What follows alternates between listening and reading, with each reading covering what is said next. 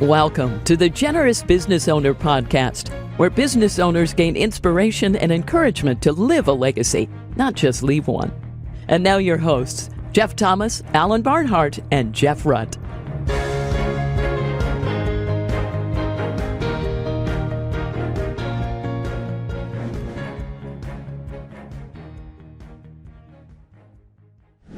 Welcome, everybody, to this week's Generous Business Owner Podcast. My name is Jeff Thomas, and we have a very special guest for you today. It's my friend Brandon Barnholt. He is currently the executive chairman at Cahey Distributors, which is a food distributor he was the CEO of for 16 years and grew tenfold to $8 billion in revenue.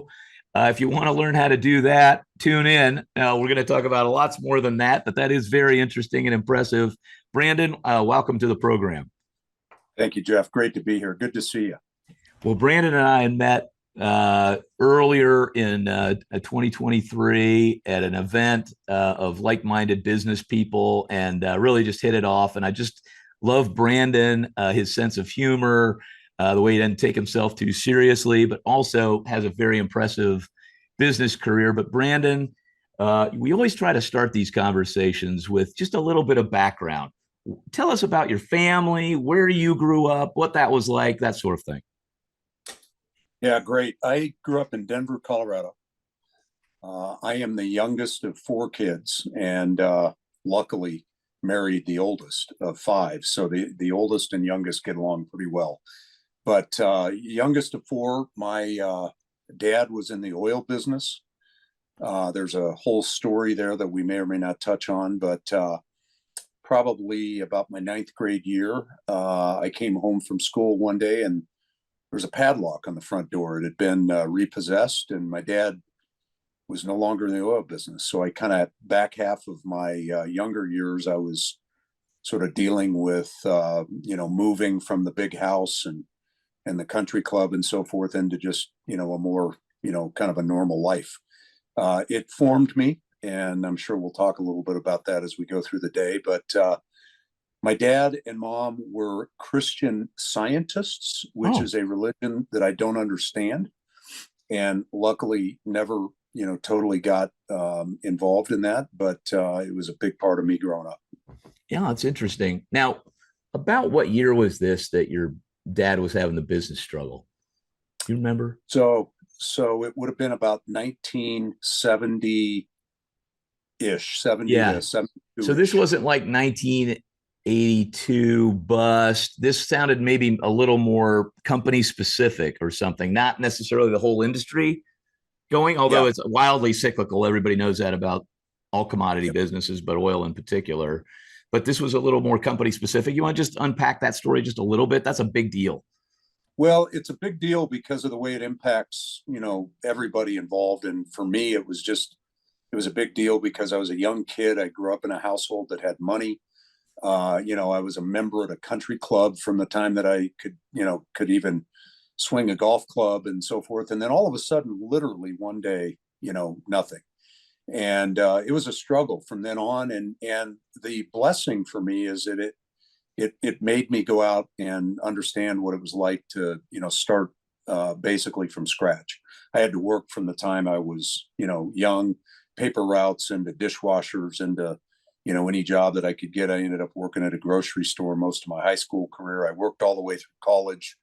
It just gave me a work ethic that I don't know if I would have had otherwise. So I'm not sure what life would have been like, but I know it changed. And it was a very specific company issue, but basically lost in a proxy fight. And my dad went from, working every day, long hours and running a company to unemployed. Wow. And never really kind of got it back on track. So for the rest of his life, great guy and loved him to death, but not really a career guy after that. So it was a very interesting, almost like two different upbringings. But what's amazing about that, Brandon, is one of the questions we like to ask new clients at Arcos is, what is your first memory of money? And then be quiet. That can go a lot of different places, but that's what first hit me when you said that, because these stories as kids of what we see our parents go through economically, man, it has a big effect on us forever. Honestly, like the way we look at security. So you're talking about the work ethic that it instilled, frankly, out of necessity, and then is there not to get too personal, but is there maybe a sense of you'd really like to have financial security for yourself? Is that a thing that you didn't want your kids to go through? Or maybe one step deeper, how else do you think that affected you? Well, the way that I've processed it and always talked about it is that people are motivated by different things in life and certainly in business. I am motivated to not fail. Yeah. That is what gets me up in the morning. That's why I do what I do. And at the end of every day and at the end of my career, I look back and go, well, thank God I didn't fail. And because of the experience that I had as a younger person, that's what drove me. That's what my measuring stick was. Other people are driven by greed. Other people are driven by, all kinds of things. Yeah. For me, it was failure. Fascinating. The other thing about this in terms of, the context of today and being a CEO and leading a group of people and so forth, it was something that I talked about with my people so that they knew that one of my triggers in my management style was always going to be a fear of failure. And so they would see certain behavior out of me at certain times, which they couldn't figure out what it was, but I knew it was because I was bumping into something that felt like it might be a failure. So we're going to go a different direction. And, that's when they go, whoa, what was that all about? But it helps everybody to know, kind of people's backgrounds and in my case, the leader's background and where are the triggers for that person. Well, I just think it's so important to process those things for yourself and then let other people know. I think there's a lesson in that for everybody.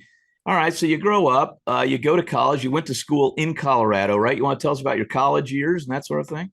Well, first off, very distinguished, went away my freshman year to play football at a very, very small school. And I found out in a very short period of time, even at the smallest possible level, I was too slow. I was too small. And frankly, it wasn't very good. So the football career ended quickly.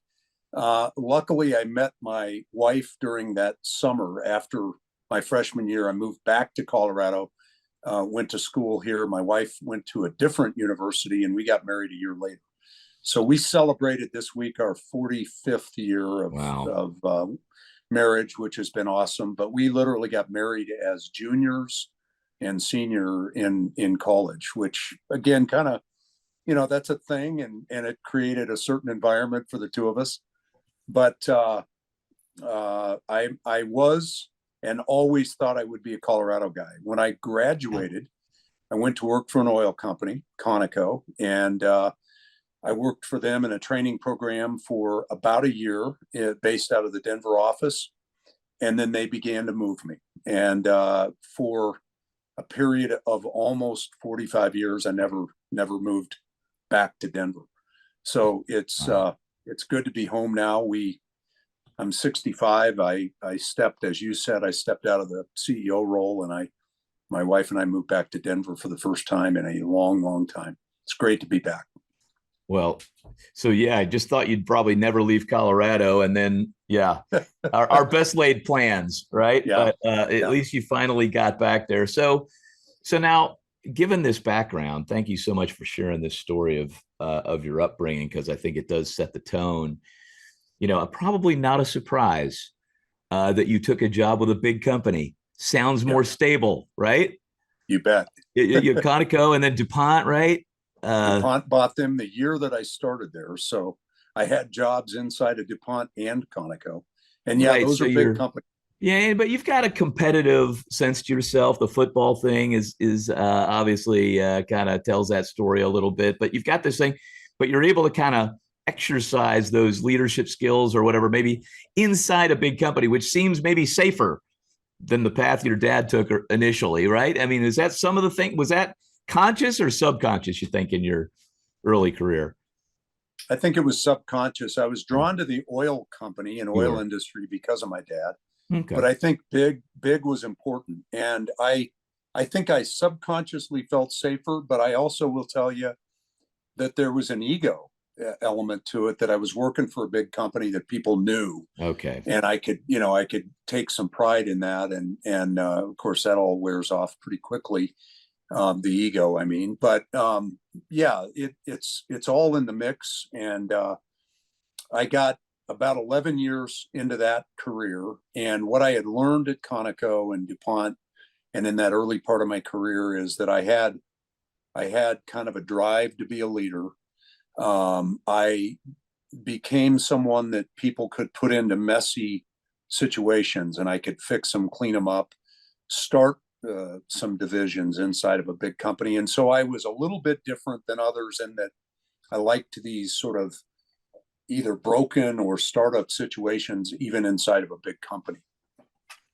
So At 11 years at Conoco, I got recruited by another smaller oil company, and I went over there at 33 years old as the chief operating officer. I was too young to know that I was too young for that job. how long did that last?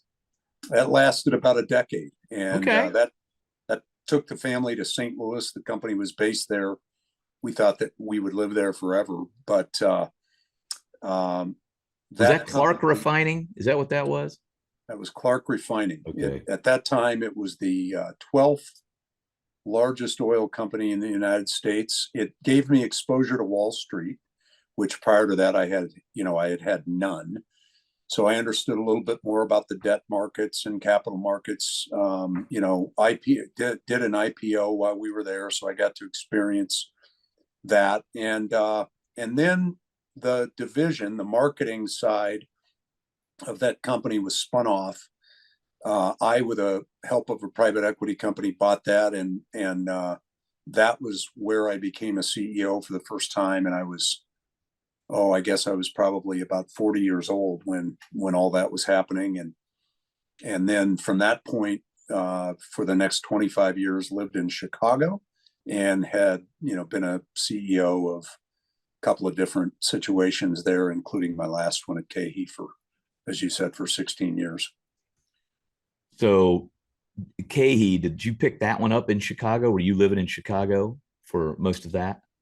Yeah, I was living in Chicago. I was running in my oil career, I had gotten into the convenience store. Okay. That's the transition. I was trying to figure out the energy to food distribution transition. Yeah, and I began in all of these companies to be something of a multi-unit retail expert, and the convenience store side of the business and the food business, etc. Well, late in that run, and before I went to work for KeHE, we did an RFP to find a company that had healthy, organic foods and maybe some interesting foods that would be a little bit different, a little more upscale than what most convenience stores would carry. And we found this little distributor in Chicago by the name of KeHE, and they became a supplier of ours. That's how I knew the company.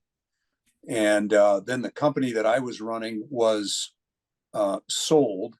7-Eleven bought that company, and I was on the street. I had been displaced as a CEO, didn't want to work for, the big company. And a guy tapped me on the shoulder one day on a mission trip and said, "You've been in the food business. I'm the banker for a company called KeHE. Have you heard of them?" And I laughed and said, "Yeah, they were a supplier of mine." And they said, "Well, they're looking for a CEO that's got some faith background. Would you be interested?" And I basically said, "No, thanks. Know a little bit about the company, not really interested, but thanks for asking." And in God's persistence, a couple of months later, I'm with a totally different guy in a different situation. He brings up the same thing, and I politely said, "Yeah, not really going to be my cup of tea, thank you." And then a third guy gets me in front of the recruiter. The recruiter and I spent about 6 hours together, and a month later, I was in the seat as the CEO. Wow. So God had a plan. I didn't see it, but it was the perfect job and the perfect situation for me at that time in my life and in my career. Now, you told me before we started recording, so KE is KE capital HE, right? Correct. So that capital H is significant. Can you unpack that for us a little bit? Well, the company was founded by a family, and the dad that founded it handed it off to the son, and the son ran it and built it for 30 years. Jerry Kay, he is today a great guy and a mentor. Jerry, when he interviewed me the first time, said, listen, we're trying to do this faith culture a little bit better than what we've done it to date. So talk to me about that, and also talk to me about your desire to take this company to a different place and from a business perspective. So I get inside the company, I'm running it, and the first thing that happens is I've never liked the logo of the company. It was old fashioned. It didn't present itself in the market well. And the name KE was kind of a confusing one because the family pronounces it K and the industry pronounces it KE and so forth. And so we go to rebrand. We're going to set a new logo, new mark so that it would point into the future. And as a part of that, we were talking about our faith-friendly culture, and the group that did the logo said, we think you should emphasize this faith-friendly through your logo. And so they brought us versions of capital K, little e, and capital H, capital E. And that became our way of sort of winking that this was a faith-friendly company, that he is ultimately in power and has authority over the company. And that's been, in place for the last 15 years plus. Well, and it brings up, it's sort of, when I saw it, I wondered if that was the case, but I wasn't sure. Maybe it was short for two different words. It's not even a popular last name, if you will. Right. Like I didn't know it was named for, might have been a merger of two, a KE word and an HE word. But it sort of lends itself to having that story told, which I assume was helpful. It is helpful. And when you take the faith into the workplace, and as a supplier into the grocery industry, both natural foods and traditional grocery, as a buyer and distributor of thousands of different brands, we had exposure into the marketplace that many people thought, well, it would be too risky to have faith at work and to have this conversation about the name of the company and what do you guys mean by faith friendly. And I've got hundreds of stories, but I would tell you that not once, not ever did it hurt us from a business perspective. I would tell you that absolutely always, in every situation, it was a positive in every way.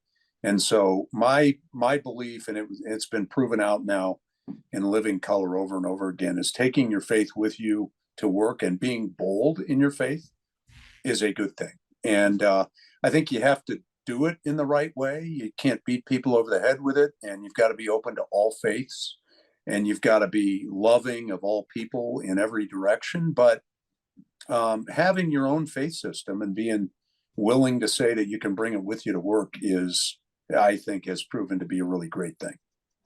I think that is a very important statement, because I felt the same way for a long time, that, don't want to rock the boat if I'm a little too outward about it. Frankly, for me, it came even down to like the holiday card versus the Merry Christmas card kind of thing. Right. Like I don't want to avoid, and actually, what hit me was, if somebody sends me a Kwanzaa card or any kind of card that's not maybe a Christmas card, a Hanukkah card, I'm not offended. I'm like, good for them. They have faith in something, or a commitment, or and I'm like, so why am I worried about it? So I just think the more I've been genuine about it, the better it's gone. And then you don't have to think so hard about it. Frankly, just be who you are. How did you express that about bringing your whole self? I think this could be really helpful to somebody listening, walking on the treadmill or something right now, who's maybe worried about that. Maybe unpack this that. Yeah, this is a journey that we've been down, and I really believe I've learned a lot in this regard. I would tell you that first off, through an organization called the CEO Forum, I heard a speaker talk about faith friendly, and it's important that we say faith friendly is exactly that. It's not faith founded. It's not, you're not a religious organization or whatever, but you, as a pillar of a culture, you can be faith friendly, and we are. Now, I was a couple of years down that journey when something very significant happened. I was having lunch with a Jewish rabbi from Chicago.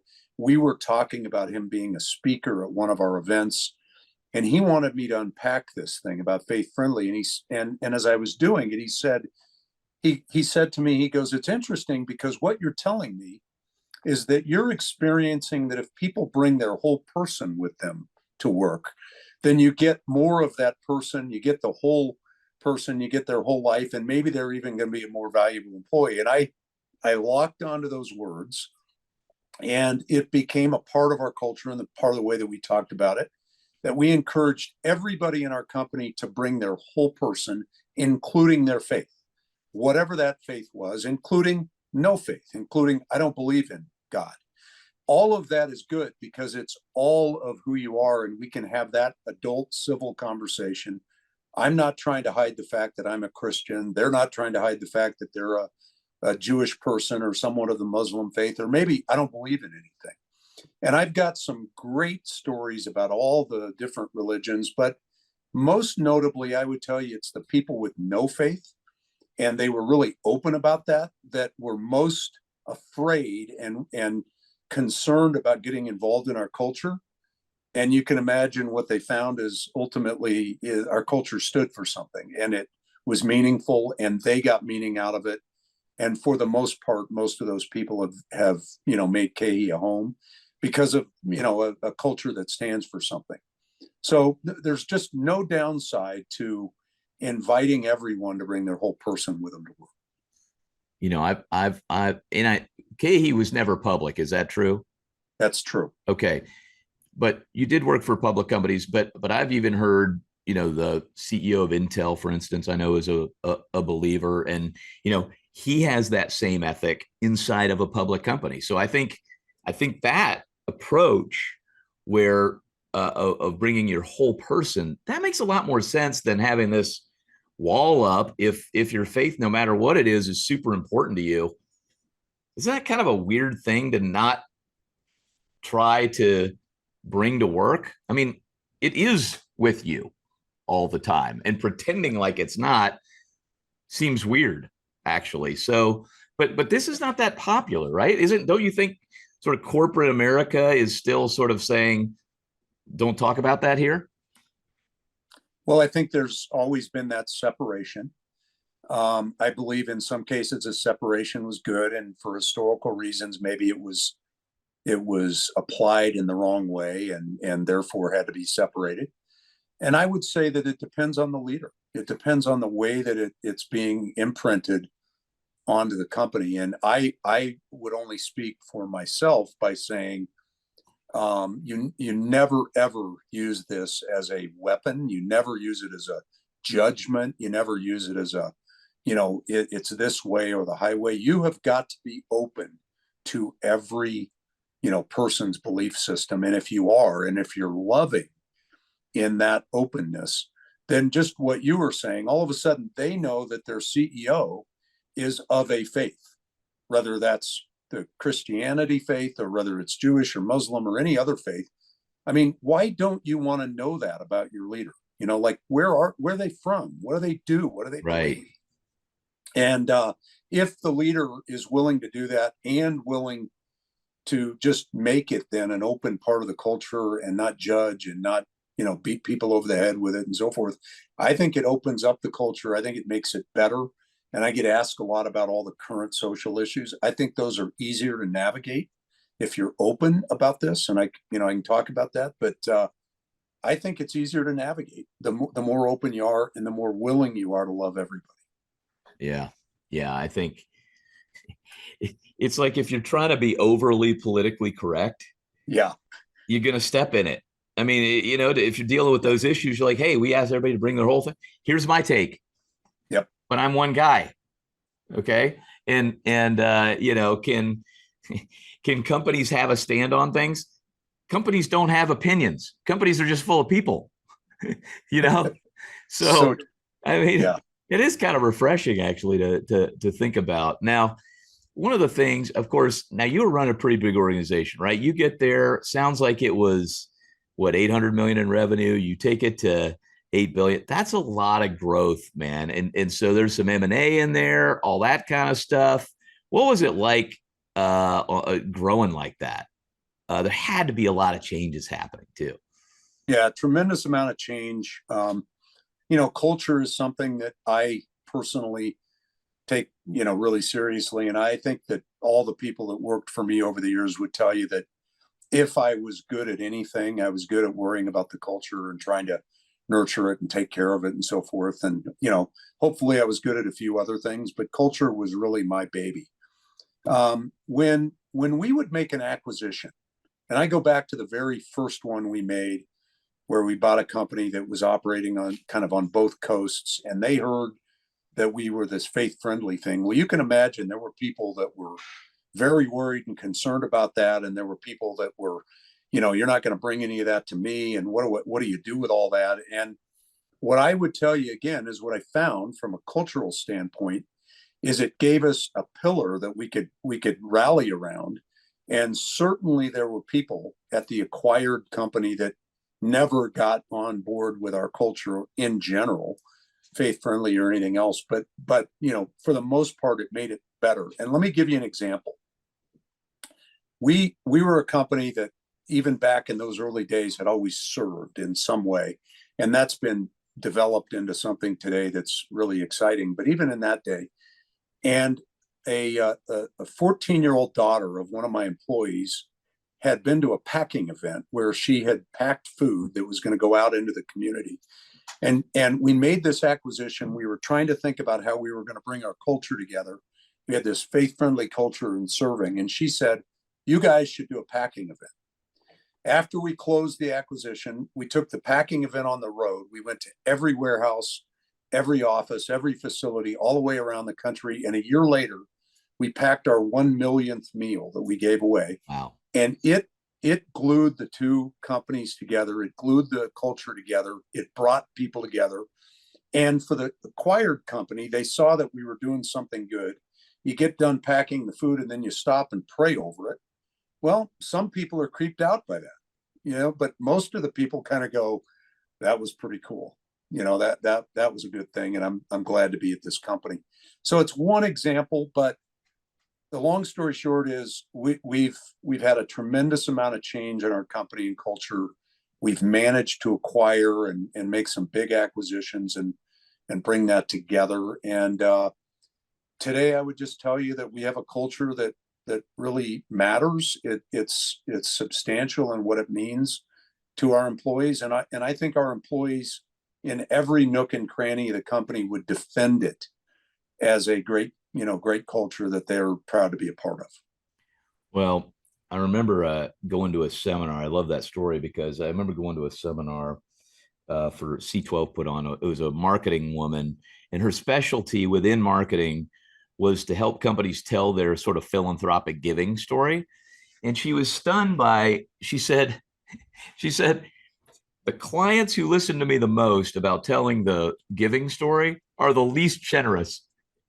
Because they're just trying to market, hey, I'll get onto anything that'll help me. Okay. If we appear generous, then maybe that'll help with our image. Yep. She goes, and the companies that were the most generous were like the quietest about it, and she goes, and I get it, like biblical, don't let your right hand or your left hand do it, all this kind of stuff. But she's like, no, but let your light shine. It doesn't have to be egotistical.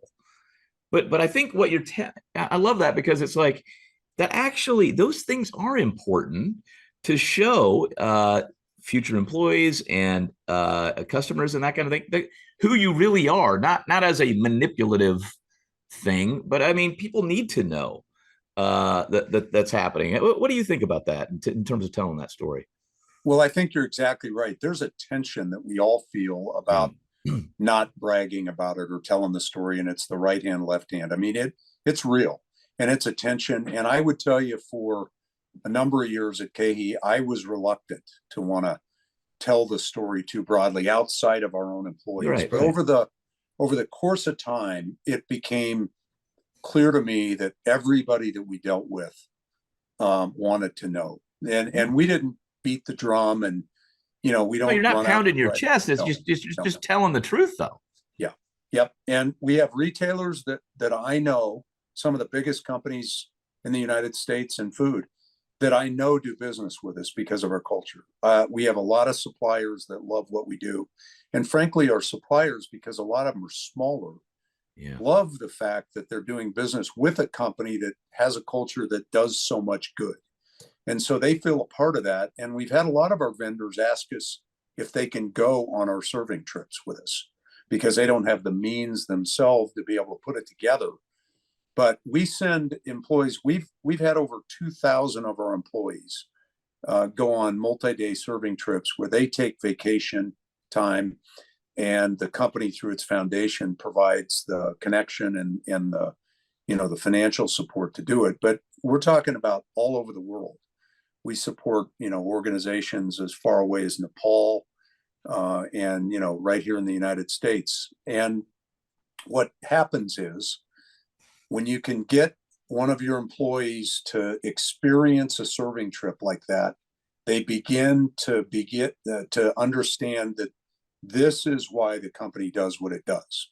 So now, through putting hard work and sweat and effort, going on a trip and serving others that are less fortunate than we are, they go, oh, this is why KeHE Cares exists. This is why we talk so much about, having a faith-friendly organization. And then they come back from those trips, get lit up, and they begin to live differently, serve in their local communities, treat their employees differently. And I mean, the whole thing just changes. And so it's it's kind of like a circle, and it just feeds itself.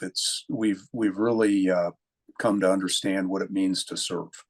Well, if you've got 2,000 people who've taken those trips, that must be one of the cornerstones of that foundation. Is that fair to say? It is.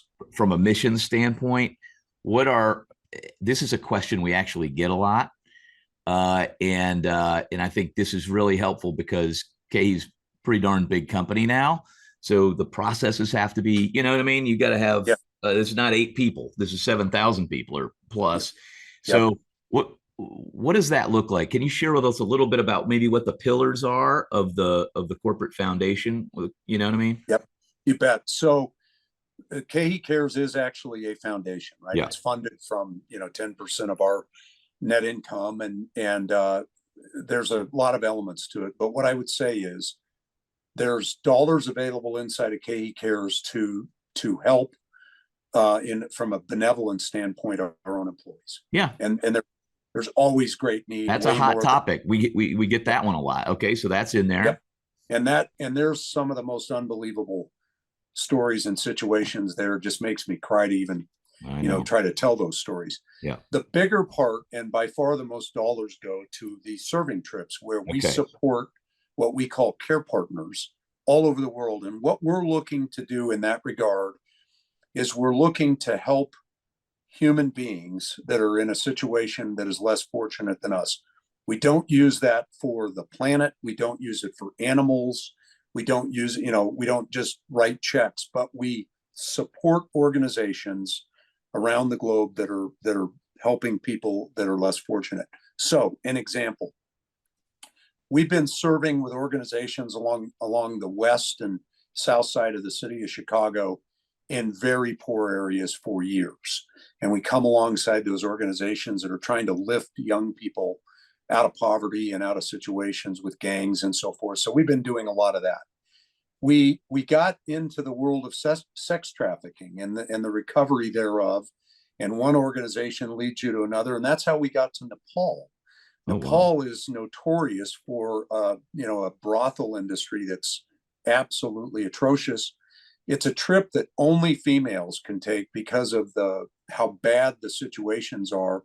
And frankly, even though I hate to say this, how young the girls are, the victims. And so we send our female employees over to Nepal. We've sent, people to Guatemala, to Haiti, to Mexico, and all points in between.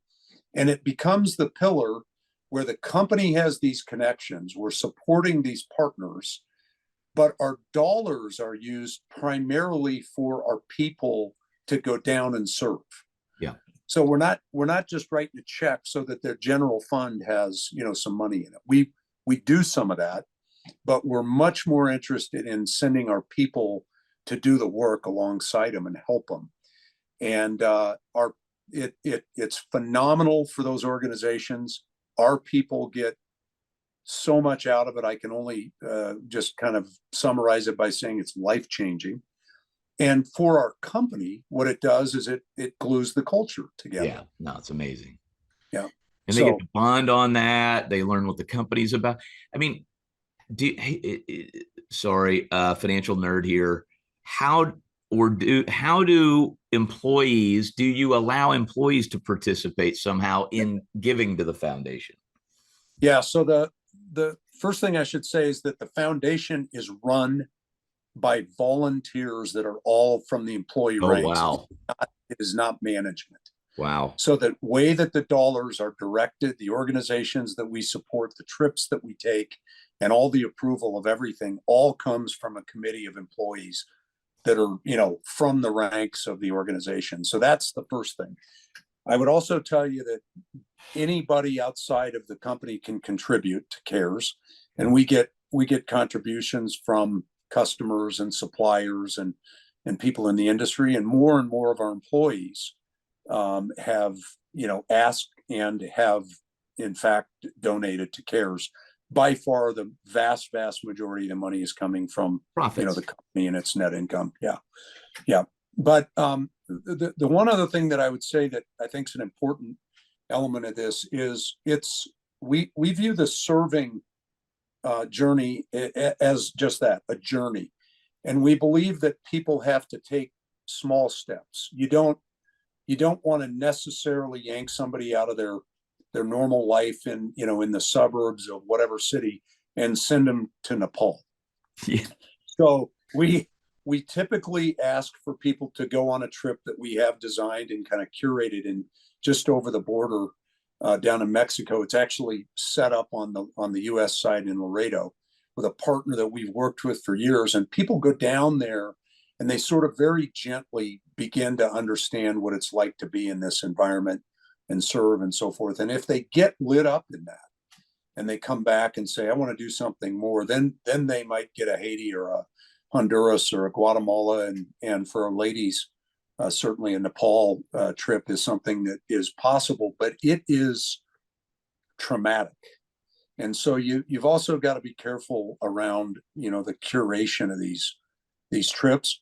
And the last thing that I want to say is the other part of the KE Cares organization is the part that deals with developing management leadership, our people. And in that leadership development, we also are very interested in having our care partners come back through the US and spend time with us, both in our operations and in the development process, so that we're feeding them, because they don't have the kinds of resources it would take to self-develop or develop leadership or what have you. So we in turn feed them the nonprofit leadership. Yes. Of the people that are helping facilitate the trips. Yes. That's really interesting. I hadn't thought about that. Yeah, that's where the circle really gets closed. Wow. You bring them in and feed them from a development standpoint. And oh, by the way, and I say this sort of tongue in cheek and it's a little bit selfish, but isn't it great to have a pastor who serves thousands of people down on the border of Mexico that is Hispanic and speaks that language in our warehouses? Wow. Out on the dock praying for people. Right. Okay, so first off, I'm not gonna try to hide it. I love that, and it's a competitive advantage to have that guy there. But while he's there and while he's in the US and so forth, we're also trying to spend time with him, worry about his health, worry about his soul, and help him from a leadership development standpoint. So we're trying to pour back into him so that, he can go out and do more of what he does so well. That's awesome. So I think this seems to be I mean, it's pretty obvious. This is a passion point for you. And I know that you're very involved with the CEO Forum. You want to just tell a minute or two about what is the mission of the CEO Forum? Yeah, the mission of the forum is essentially to educate and support and encourage C-suite leaders to take their faith with them to work. And so, we believe that that the largest ministry, in the world is in the marketplace, and marketplace leaders can change the world. And so the forum is designed to give them the tools, give them the encouragement, give them the support network to have the courage to take their faith with them into the workplace. Great organization. I've met just so many great people, and frankly, it emboldened me, educated me, and allowed me to do a lot of what I've done at K. Well, I think to me, that's just when you tell the story, you're so passionate about telling the story of what happened. I mean, that's it would be a very interesting business case, just a Harvard business case of how do you grow an $800 million company to $8 billion. That's interesting enough. Layer on the culture piece, the faith-friendly piece, and that's exactly what this podcast is intended to do, is give different examples of how people use their platform. And so I think you've had this very unique walk on how to use that platform in a really a God-honoring way for generosity, really in a large way to the employees, to have them flourish, is what it sounds like to me a lot, through the culture of the business where they work all day, but then also on these mission trips. Now, Brandon, we always try to close with just one sort of practical tip. There's somebody, heck, maybe they've got an $8 million business or an $800,000 revenue business, and they're like, gosh, maybe it's 80 million, or maybe they're at 800 million, whatever it is. But they're like, how do I start making a turn in this way? What do I do tomorrow to take one step in the right direction? What wisdom might you share with them? This is going to seem so simple, but one of the most profound things that you can do is pray with and for your people. When you as a leader show that kind of vulnerability, open up your heart and pray, both on a one-on-one basis and then, in larger groups, your people see a side of you that they would never otherwise see. And it brings the Holy Spirit into that situation and into your workplace. And it is profound. So it's not a big thing, but I've had a lot of people tell me that one of the scariest things that they think about is, gee, could I actually pray at work? Well, when you've got an employee, when you're the CEO or C-suite leader or leader of any kind, and you've got an employee that's having a personal problem, and you very quietly and very privately, never public, but just in that moment when it's the right opportunity, say, hey, can I pray for you? Here's what they're thinking. They're thinking, yeah, sure, that'd be great. See you later. No. Can I pray right now for you? And that's a game changer for them, but it's also a game changer for you as a leader, because you begin to expose something that most people, never see from their leaders. I love that. It shows, frankly, empathy, a different side, but also enlists the God of the universe into the situation, who he's got all the answers. And I always say, I've got none. So I love that as a practical tip. And I know I didn't do that in the early part of my career, pray at work. I was scared to do it. And when I started doing it, did completely change my life and the culture of the business I was leading. So I couldn't agree with that more. And I do not think that's a small one. I think that's a very big and wonderful idea. So, Brandon, thank you so much for sharing your journey with us and your wisdom with us. And, I just want to say thank you one more time to you. Yeah, Jeff, thank you. God bless you. Likewise. And thanks, everybody, for joining us on this week's Generous Business Owner podcast. Please share it with your friends, leave us ratings and reviews, and we'll see you next week. Thanks for listening to the Generous Business Owner Podcast with Jeff Thomas, Alan Barnholt, and Jeff Rutt. Make sure to follow the podcast so you don't miss an episode. You can find the guest contact information in the show notes. Stay tuned for the next episode.